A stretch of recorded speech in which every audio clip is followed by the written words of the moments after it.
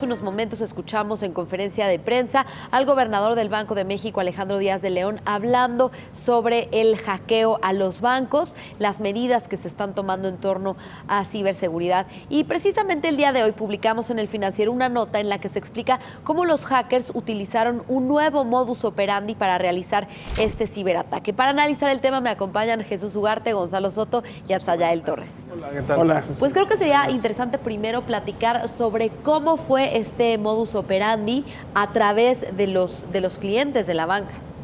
Exacto, bueno, la información que publicamos hoy en El Financiero damos cuenta de que es una nota que firma Víctor Piz y Janet Leiva, en donde en la estructura casi de película es una forma en la que, bueno, vemos ahí algunas viñetas en pantalla. Un grupo de hackers ataca a los proveedores de instituciones financieras que se conectan al SPEI, es decir, son proveedores de los bancos quienes se dedican a administrar este sistema de pagos, este sistema de transferencias electrónicas. Lo que hicieron, el trabajo previo a este golpe fue haber coordinado una red con cuentavientes, supuestamente de acuerdo con el Banco de México, coordinan una red de gente, de personas, además de cuentas que ellos lograron abrir, nuevas cuentas, a los que se pusieron de acuerdo y les dijeron, te vamos a hacer una transferencia en tal momento, de tal cantidad, y sobre esa pues, te va a tocar una comisión. Lo único que tú vas a tener que hacer es ir a la ventanilla, retirar los recursos. Y así fue como procedió. Entonces, cuando se da este golpe, digamos, los delincuentes, los ciberdelincuentes, lo que hicieron fue interceptar de cierta forma, esto pues, es una forma muy resumida, muy general de decirlo, de interceptar los SPEIs, duplicarlos y de esta forma enviar esos recursos que supuestamente en ese momento se estaban mandando a las cuentas de estas personas con las que ya habían acordado previamente hacer el ataque. Lo que sucede acá es que se utilizaron cuentavientes reales, o sea, personas reales que fueron a las ventanillas bancarias una vez que se habían realizado los desvíos de recursos a estas cuentas individualizadas, es decir, se sustrajeron de las cuentas concentradoras de los bancos los recursos, se pulverizan los recursos, se parten, se hacen cachitos, digamos, montos más pequeños para depositarlos en cuentas individuales y a partir de ahí se fueron a recoger a ventanillas con unas personas a las cuales se les ofreció una parte o un porcentaje de esos retiros. Hay una cosa bien interesante, Banco de México en la conferencia de prensa que está en este momento dando Alejandro Díaz de León, nos confirma dos cosas. La primera es que el sistema central del SPEI que opera el Banco de México no fue vulnerado, es decir, nos confirma lo que nosotros publicamos hoy, que fue a través de los sistemas proveedores de los bancos privados. Segundo, dice que se tienen registrados 5 participantes con vulneraciones de ciberseguridad, es decir, que todos los ataques fueron dirigidos hacia los bancos y no necesariamente hacia los sistemas del Banco Central, y por lo mismo, insisto, tenemos esa confirmación ahora por parte del Banco Central de que la manera o el modus operandi que veníamos confirmando aquí en El Financiero es el correcto.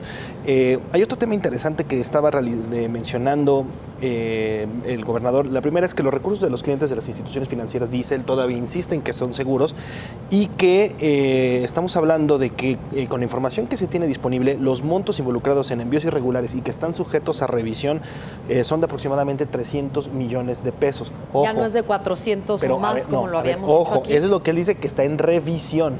Okay. Ajá, entonces falta ver exactamente parte, ¿no? Puede que haya más. Aunque Robles Miaja ha dicho que es menos de 400. Que eso, creo si que son 300, 400, ya es lo de menos. Es nada, sí, que, incluso Susi, el Robles Miaja, que es el vicepresidente de la Asociación de Bancos de México, pues señala que se ha recuperado, hay una recuperación de lo sustraído, no especifica ni detalla, pero sí que hay una recuperación del monto sustraído. Se ha venido manejando el monto de los 400, en total 400 millones de pesos, pero habla de una recuperación. Lo cierto es que, pues sí, lo comentan los compañeros, es de alguna manera un hackeo, una sustracción de recursos que se produce por la complicidad entre personal de los bancos con externos, ¿no? Y en lo cual pues hay mucho por trabajar definitivamente.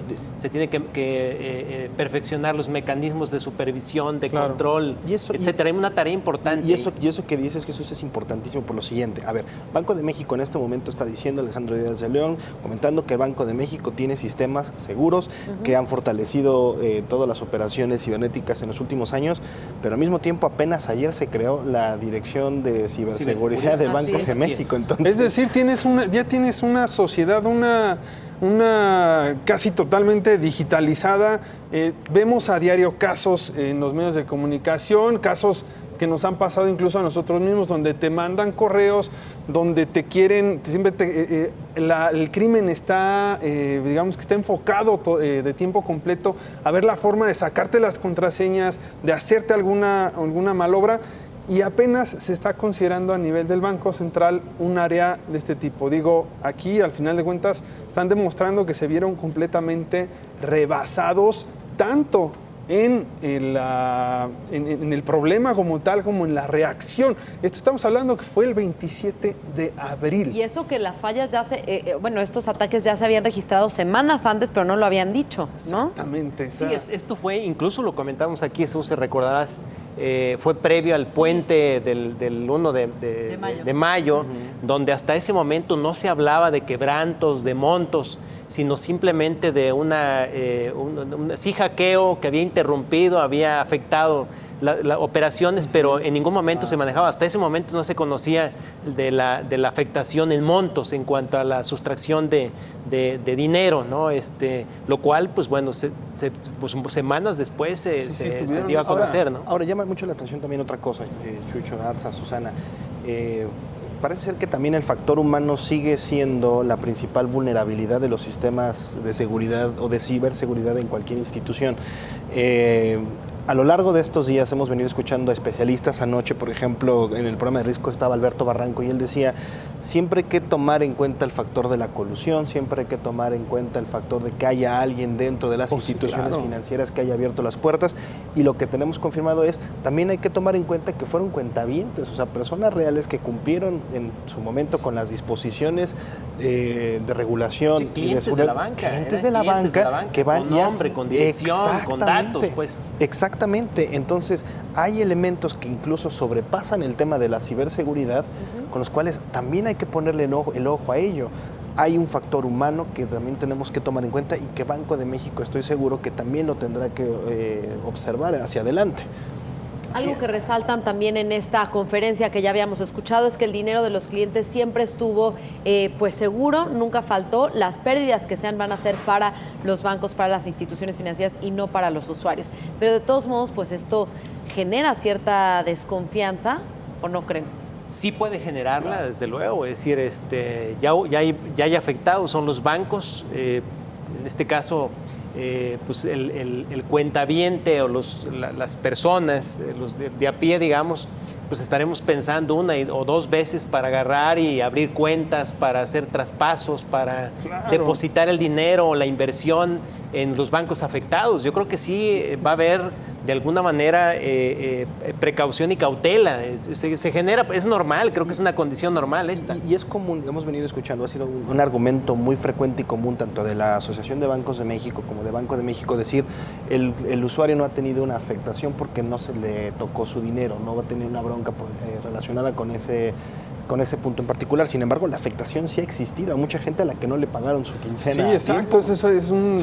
Sí, que es diferente. A ver, una cosa es que te están... Sí, que el dinero no aparezca, y otra es el problema que generó. Hay un retraso, no pero te ha es caído una el dinero. afectación. Pero sí es una afectación producto del hackeo. Sí, hay una afectación indirecta. Digo, es el colmo ya que te vayan a quitar parte de tu nómina. Eso sería una catástrofe, sería muy delicado definitivamente. Pero bueno, y en estos atrasos lo que preocupa